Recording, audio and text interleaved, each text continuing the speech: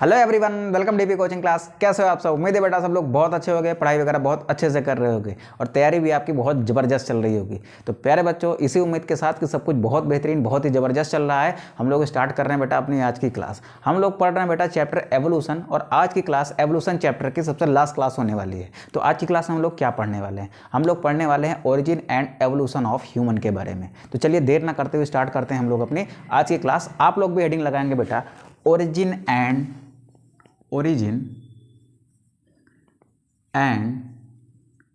evolution of human। ठीक है, origin and evolution of human. देखिए, जो origin and evolution of human है ना, इसको हम एक चार्ट के फॉर्म में पढ़ने की कोशिश करते हैं ताकि हम अच्छे तरीके से इसको अपने दिमाग में सेट कर पाएँ और लंबे समय तक इसको याद रख पाएँ। तो चलिए हम चार्ट फॉर्म में इसको डिस्क्राइब करने की कोशिश करते हैं। सबसे पहले हम लोग देखेंगे कि हमारे जो ह्यूमन के एंसेस्टर्स थे वो कैसे थे। फिर हम देखेंगे कि वो कब एग्जिस्ट होते थे धरती पर, यानी वो किस टाइम पीरियड में थे, वो देखेंगे। उसके बाद फिर ये देखेंगे कि उनकी क्रेनियल कैपेसिटी कैसे थी। उसके बाद हम लोग देखेंगे कि उनके फीचर्स क्या क्या थे। ठीक है, तो चलिए स्टार्ट करते हैं बेटा। सबसे पहले यहाँ पर लिखो ह्यूमन एंसेस्टर्स। सबसे पहले हम लोग किसकी बात करेंगे? सबसे पहले हम लोग बात करेंगे ह्यूमन एंसेस्टर्स की।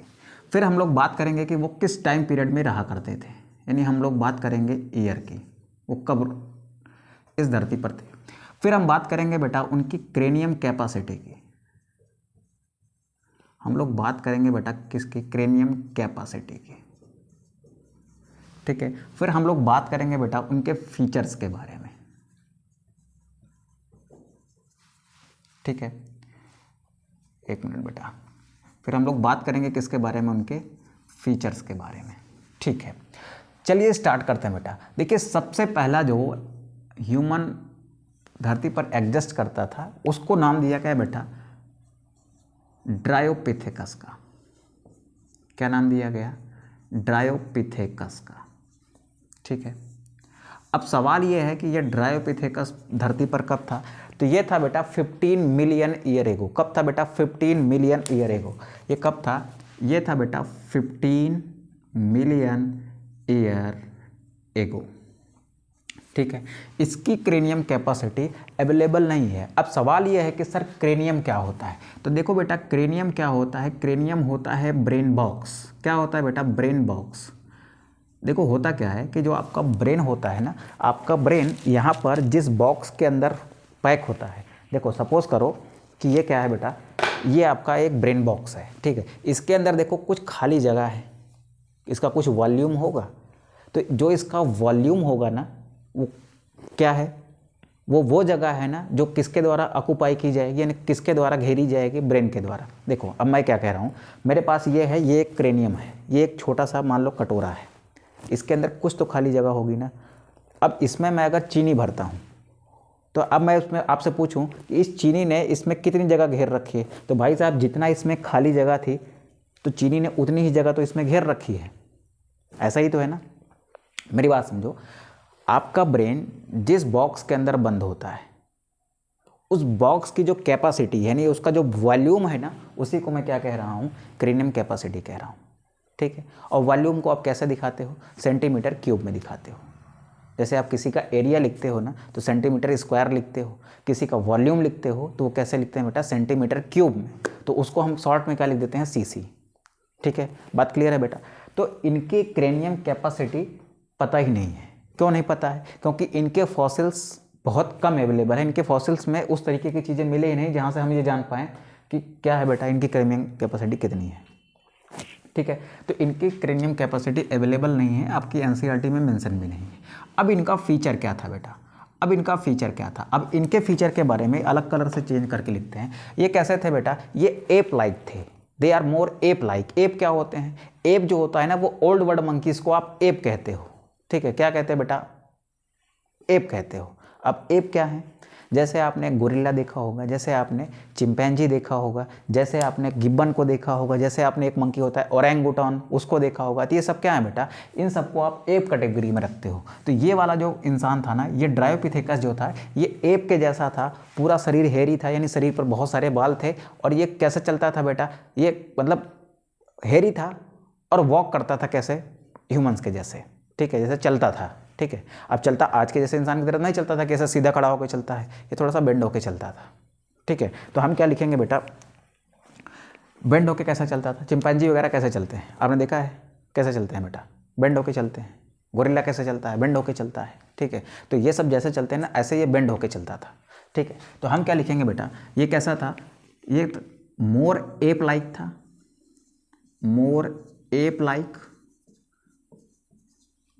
हेयरी था, शरीर पर क्या थे, बहुत सारे बाल थे, and walked like,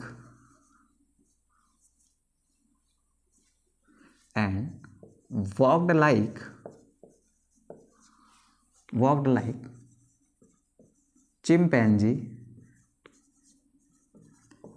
and gorilla.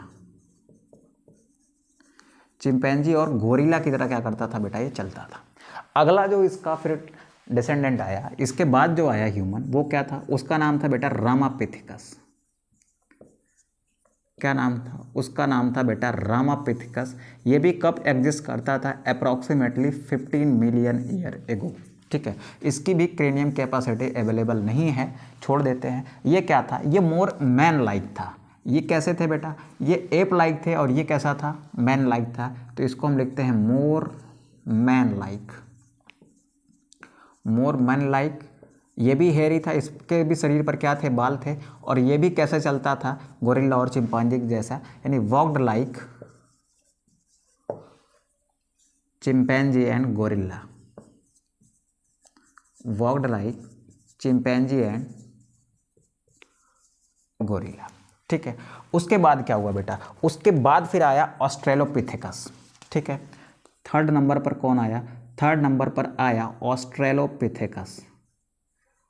Australopithecus कब आया सर, बुक में लिखा है बेटा, बुक में लिखा है लगभग 2 मिलियन ईयर एगो, लेकिन कुछ बुक्स में आप देखोगे तो इसको आप 2.5 से 2 मिलियन ईयर एगो मानते हो, ठीक है। क्रेनियम कैपेसिटी कितनी थी सर, 400 सीसी से लेकर 550, कहीं कहीं पर आप 600 भी देखोगे, कहीं कहीं पर आप 550 देखोगे, 550 सीसी। सीसी का मतलब यहाँ पर क्या है बेटा, यहाँ पर यह है क्यूबिक सेंटीमीटर या फिर सेंटीमीटर क्यूब, ठीक है। अब देखो आगे चलते हैं बेटा, फिर इसके भी कुछ फीचर्स रहे होंगे, इसके भी क्या रहे होंगे, कुछ फीचर्स। तो पहली बात तो इनके जो फॉसिल्स हैं, इनके जो फॉसिल्स हैं, फॉसिल्स मिले, उनकी खोपड़ी मिली, खोपड़ी मिली तभी तो हमें पता चली कि उसकी क्रेनियम कैपेसिटी कितनी होती है, उसके ब्रेन का साइज कितना होता है। भाई जिस बॉक्स में ब्रेन भरा होगा तो जितना उस बॉक्स के अंदर का साइज होगा उतना ही तो ब्रेन का साइज होगा, ठीक है ना। तो अब इसकी क्रेनियम कैपेसिटी कितनी थी, 400 to 550 थी। अब इसके भी कुछ फीचर्स रहे होंगे बेटा, तो इनके जो फॉसिल्स खोजे गए ना, मेनली वो फॉसिल्स कहाँ खोजे गए, वो ईस्ट अफ्रीकन कंट्री में खोजे गए थे। अफ्रीका देखो, अगर मैं अफ्रीका बनाऊँ ऐसे ऐसे मान लो ये क्या है, अफ्रीका है, ठीक है। तो अफ्रीका में ये जो नीचे वाला हिस्सा है ना, ये हमेशा इसको साउथ मानते हो, ऊपर वाले को आप क्या मानते हो, नॉर्थ मानते हो, इधर ईस्ट मानते हो, इधर क्या मानते हो, वेस्ट मानते हो। तो मैं कहूँ कि ये अफ्रीका जो कॉन्टिनेंट है, अफ्रीका महाद्वीप है, उसका ईस्टर्न पार्ट कौन सा है, ये है। यहाँ पर एक कंट्री है बेटा इथोपिया, इस वाले पार्ट में, और यहाँ पर एक कंट्री है ऐसे तंजानिया, क्या है बेटा, तंजानिया। तो इस ऑस्ट्रेलोपिथेकस के जो फॉसिल्स है ना, वो ईस्ट अफ्रीका रीजन में, यानी इथोपिया और कहाँ मिले हैं, तंजानिया में। तो यहाँ पर क्या लिखते हैं बेटा, यहाँ पर लिखते हैं कि फ्यू फॉसिल्स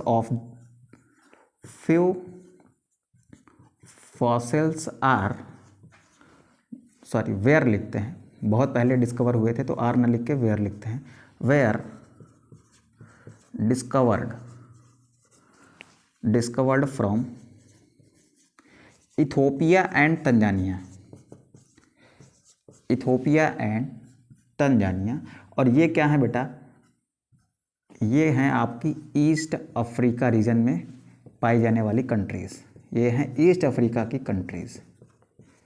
कहाँ मिलती हैं ये, ईस्ट अफ्रीकन रीजन में, ठीक है, ईस्ट अफ्रीकन रीजन में मिलती है।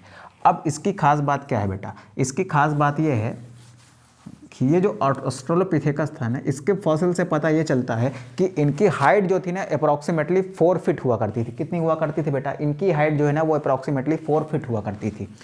तो हाइट कितनी हुआ करती थी, इनकी हाइट हुआ करती थी बेटा कितनी, इनकी हाइट हुआ करती थी अप्रॉक्सीमेटली 4 फीट, कितनी हुआ करती थी? 4 फीट। जैसे आज का इंसान कैसे होता है? 5 से 6 फीट के बीच में होता है एवरेज। इंडियन इंसान कितना होता है? 5 से 6 के बीच में होता है, कुछ 6 से ज़्यादा भी होते हैं, ठीक है।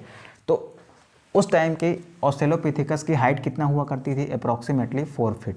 और ये कैसा चलता था बेटा? ये वॉक करता था अपराइट। अपराइट का मतलब ऐसे थोड़ा सीधा खड़ा होकर चलने की कोशिश करता था, ये थोड़ा सा सीधा होकर चलने की कोशिश करता था। कैसे चलता था बेटा? थोड़ा सीधा होने की कोशिश करता था, ठीक है। तो यहाँ पर क्या लिखेंगे बेटा? And walked upright.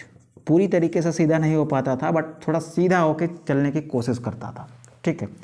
अब फिर क्या लिखते हैं बेटा? इनकी एक क्वालिटी और थी। ये क्या करते थे? ये हंटिंग करते थे। हंटिंग करने का मतलब ये शिकार करते थे। ये शिकार करते थे बट फ्रूट खाते थे। बड़ी अजीब बात है कि भाई शिकार भी कर रहा है और केवल फ्रूट्स खा के जिंदा है, तो फिर शिकार ही क्यों कर रहा है भाई? तो वो शिकार करते थे बेटा वाइल्ड एनिमल से अपनी प्रोटेक्शन के लिए, क्योंकि अफ्रीकन रीजन में ना आप जाके देखोगे बहुत सारे जंगल वाला इलाका है, वहाँ पर बहुत वाइल्ड एनिमल्स रहते थे। तो उनसे अपने आप को बचाने के लिए क्या करते थे? ये हंटिंग करते थे, यानी शिकार करते थे। लेकिन खाने में क्या इस्तेमाल करते थे? वो खाने में फ्रूट्स का इस्तेमाल करते थे। तो क्या लिखेंगे? दे हंटेड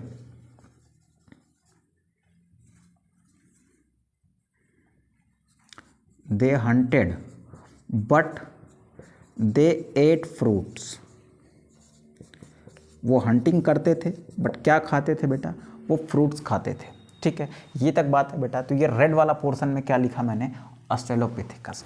अब ऑस्ट्रेलोपिथेकस के बाद कौन आया? ऑस्ट्रेलोपिथेकस के बाद आते हैं एक भाई साहब जिनका नाम था होमो हैबिलिस। क्या नाम था उनका? होमो हैबिलिस आते हैं, ठीक है।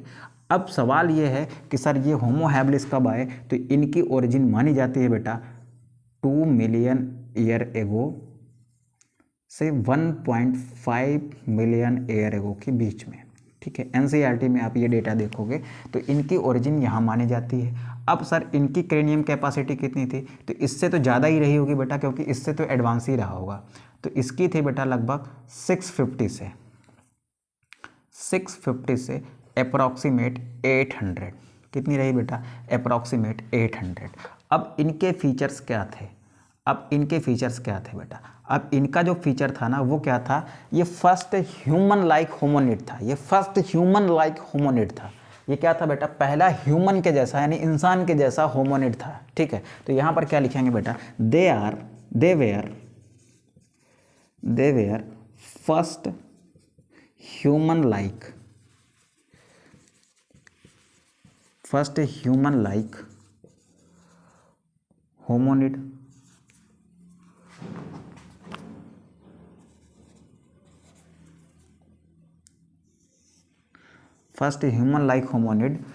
and did not eat meat, जो मीट नहीं खाता था, ठीक है। यानी मांस नहीं खाते थे और ये ह्यूमन के जैसे ह्यूमनिड थे, मोर ह्यूमन लाइक था ये, ठीक है। और क्या करता था बेटा? ये मांस नहीं खाता था, ठीक है। अब चलते हैं बेटा अगले में। अगला क्या था? अगला था बेटा होमो इरेक्टस। क्या था बेटा? होमो इरेक्टस कैसे थे बेटा? होमो इरेक्टस कब आए? तो ये आए अप्रॉक्सीमेटली 1.5 मिलियन ईयर एगो। कब आए बेटा? 1.5 मिलियन ईयर एगो। इनकी क्रेनियम कैपेसिटी क्या थी? Approximate 900 CC. कितने थे बेटा? ये 900 सीसी थे, ठीक है। अब इनके क्या फीचर्स थे? इस होमो इरेक्टस के क्या फीचर्स थे? इसके फॉसिल्स जो है ना बेटा डिस्कवर हुए थे जावा में। जावा कहाँ पर है? इंडोनेशिया का एक आइलैंड है। सुमात्रा सुना है आपने, जावा सुना है। तो वो क्या है बेटा? एक आइलैंड है, इसके फॉसिल्स वहाँ से मिले थे। तो क्या लिखेंगे बेटा? The fossils of this human were discovered in Java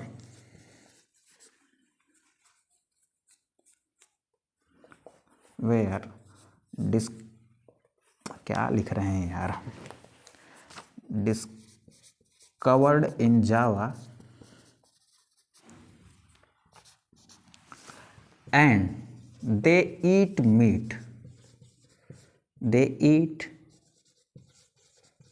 meat, ठीक है। और ये क्या खाते थे बेटा? ये मांस खाते थे, ठीक है। होमो इरेक्टस क्या करता था बेटा, 1.5 मिलियन ईयर एगो था, 900 सीसी इसका क्या था, इसकी क्रेनियम कैपेसिटी थी। और ये क्या करता था बेटा, इसके फॉसिल्स जो मिले कहाँ मिले आपको, जावा में मिले। ठीक है, जावा कहाँ है, इंडोनेशिया का एक आइलैंड है, एशिया में है। ठीक है, एंड दे ईट मीट, और ये क्या खाते थे बेटा, मांस खाते थे। ठीक है, अब 5 आपके ये हो गए हैं। अब इनको आप कवर अप करिए, यहाँ से आप स्क्रीनशॉट करिए, देन इनको रफ करके बेटा, पहले दूसरे तीसरे को रफ करके ना यहाँ पर लिखते हैं। 2 और बचे हुए हैं, एक बचा है आपका निएंडरथल मैन और एक बचा है आपका होमोसेपियंस। तो ये 2 आपके इस इतने में आ जाएंगे। तो आप फटाक से इसका स्क्रीनशॉट करेंगे, देन हम लोग आगे बढ़ेंगे बेटा। चलो बेटा इसको रफ करते हैं। ये ऊपर वाला पूरा यहाँ से यहाँ तक रफ कर देते हैं, ताकि बचे हुए 2 को भी हम लोग कवर कर पाएँ।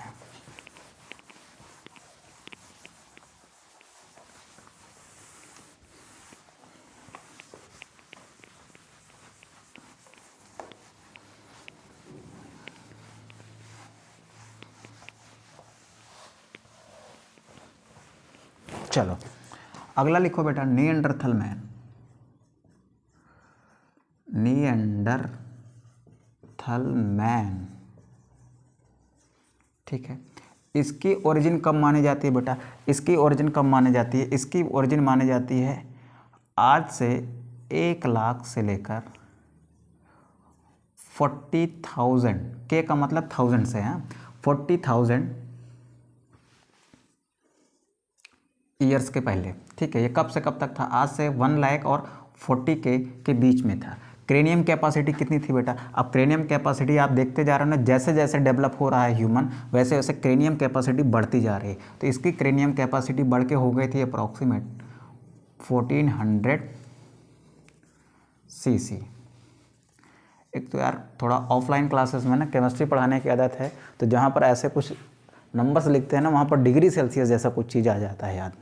ठीक है, तो इसलिए थोड़ा सा आदत है कि पढ़ जा रही है। अभी जैसे डी ब्लॉक के एलिमेंट्स पढ़ा रहे हैं ना, वहाँ पर जो एलिमेंट्स होते हैं ना, उनका बॉइलिंग पॉइंट मेल्टिंग पॉइंट थोड़ा सा ज़्यादा होता है। तो जैसे ही बड़ा नंबर आता है ना, दिमाग में फट से क्लिक करता है और बटा वही लिख जाता है। जैसे यहाँ पर से लिखा तो ऊपर डिग्री अपने आप लग जाता है, डिग्री सेल्सियस बन जाता है। ठीक है, तो वो सब छोड़ो अभी को फिलहाल।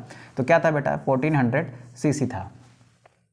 अब यहाँ पर इसके भी कुछ फीचर्स रहे होंगे। हाँ सर, फीचर्स रहे होंगे। पहली बात तो ये इंसान कहाँ पर पाया जाता था, तो ये बेटा ईस्ट और आपके जो साउथ वाला एशिया रीजन है ना, वहाँ पर पाया जाता था। ठीक है, और साउथ का एशिया रीजन में मान लो, साउथ के एशिया रीजन में नहीं कह सकते, उसको सेंट्रल एशिया रीजन कहो। सेंट्रल एशिया रीजन का इनफैक्ट मतलब जो एशिया का बीच वाला हिस्सा है ना, उसको आप कह रहे हो सेंट्रल एशियन रीजन में। ठीक है, तो ये कहाँ पाया जाता था बेटा, ईस्ट और सेंट्रल एशियन रीजन में ये पाए गए हैं। तो क्या लिखेंगे बेटा, fossils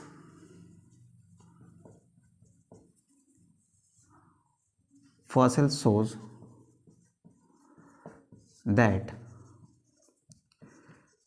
these were lived in East and Central Asian region, East and Central Asian region। ठीक है, अच्छा और क्या गुण थे भैया इनके अंदर, इनके अंदर गुण थे कि ये क्या करते थे बेटा, ये हाइट्स का इस्तेमाल करते थे, नहीं अपने शरीर को छुपाने के लिए किसी न किसी चीज़ का उपयोग करते थे। पेड़ की छाल लपेट लेते थे, कुछ भी पत्तियों की कुछ भी बना लेते थे। तो ये अपने शरीर को ढकने के लिए किसी हाइट्स का इस्तेमाल करते थे, शरीर को छुपाने का प्रयास करते थे। और सबसे बड़ी बात, ये क्या करते थे बेटा, ये मरे हुए लोगों को दफनाने का काम भी करते थे।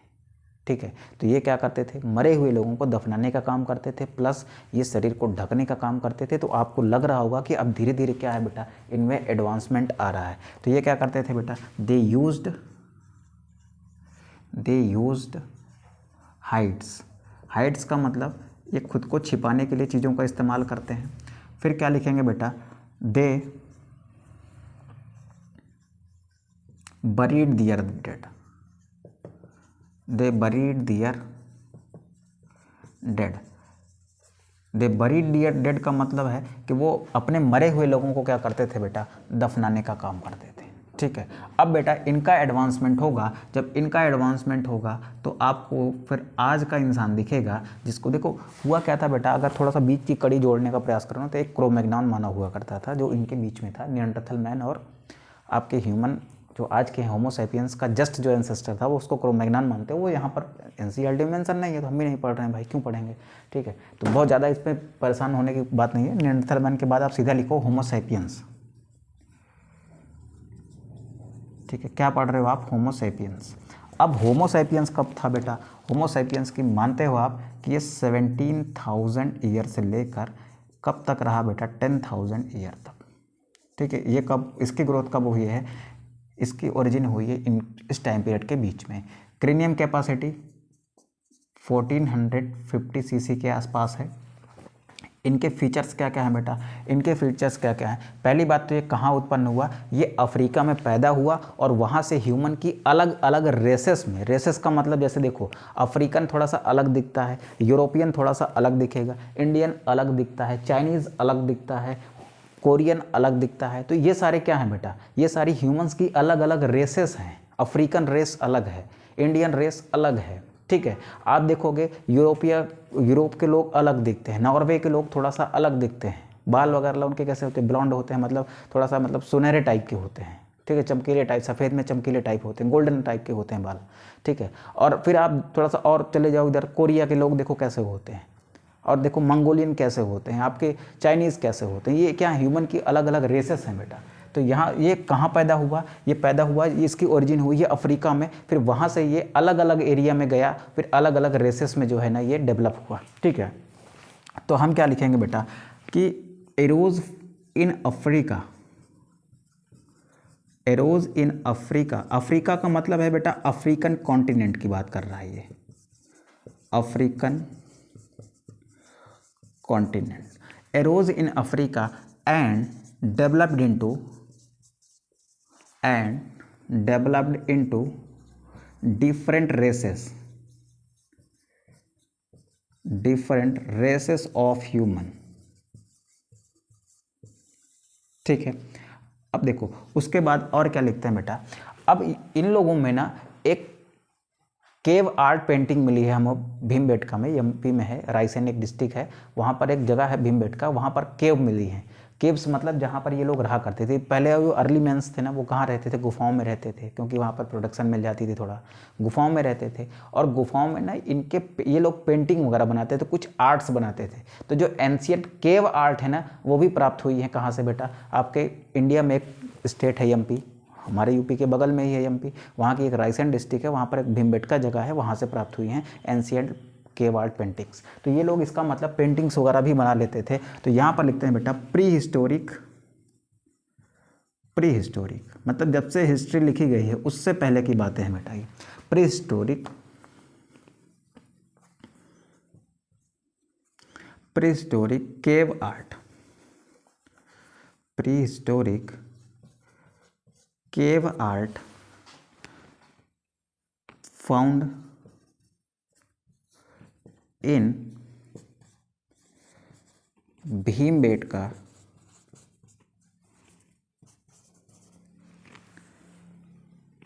in Raisen district of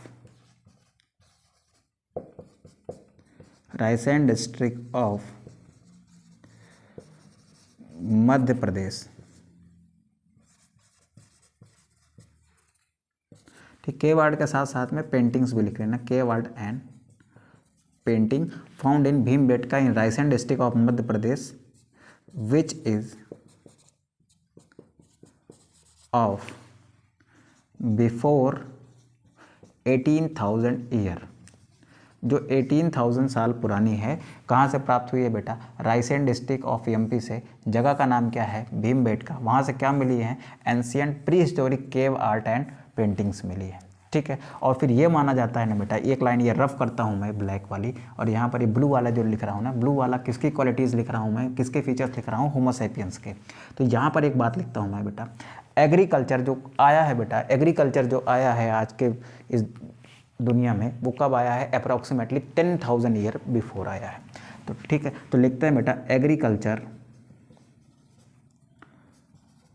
comes 10,000 year ago. कब आया बेटा? 10,000 ईयर एगो आया। तब लोगों ने खेती करना चालू किया, फिर अनाज उगाना चालू किया, फिर धीरे धीरे चेंज होता गया।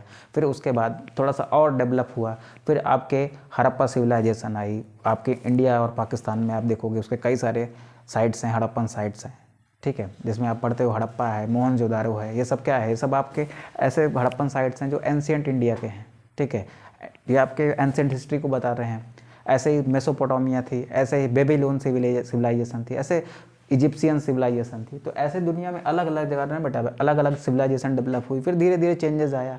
आपके हड़प्पन सिविलाइजेशन के बाद फिर यहाँ पर वैदिक एज आया। फिर उसके बाद थोड़ा सा आपके महाजनपद काल आया, जिसको महाजनपद कहा जाता था। मगध था, ऐसे करके कौशाम्बी करके, ऐसे अलग अलग बहुत सारे 14 महाजनपद हुआ करते थे। फिर धीरे धीरे चेंज होता गया। फिर अलग अलग एम्पायर बने, मगध एम्पायर, ये एम्पायर, वो एम्पायर। आपने चाणक्य को सुना होगा, आपने चंद्रगुप्त का एम्पायर सुना होगा। तो ये सारी चीज़ें फिर धीरे धीरे एंशिएंट इंडिया में होती गई। ये सब बातें कब थी बेटा?